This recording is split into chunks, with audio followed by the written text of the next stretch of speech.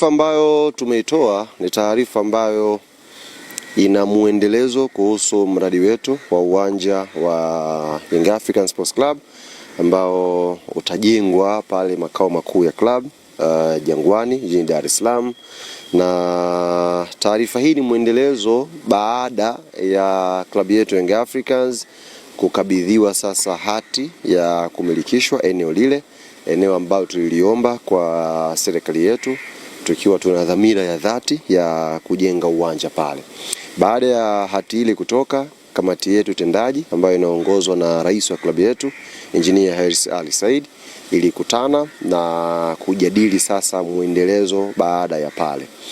Ambacho kimejadiliwa na kupitishwa kwa sasa hivi ni klabu yetu Young African Sports Club kutangaza tenda hiyo kwa makampuni, mataasisi, watu binafsi ambao wangependa kushirikiana na klabu yetu Young Africans kwenye ujenzi wa uwanja wetu wa Jangwani pale makao makuu ya klabu yetu.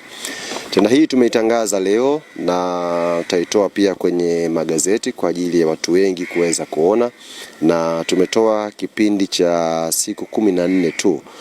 Siku 14 hizi kwa yoyote ambaye atakidhi vigezo, maanake sio tu sasa kila mtu anaweza kuomba, atakidhi vigezo kama ambavyo tumeviainisha kwenye barua yetu, ikiwemo uimara wa taasisi yenyewe kifedha, imethibitishwa hiyo taasisi kwenye uimara wake wa kifedha.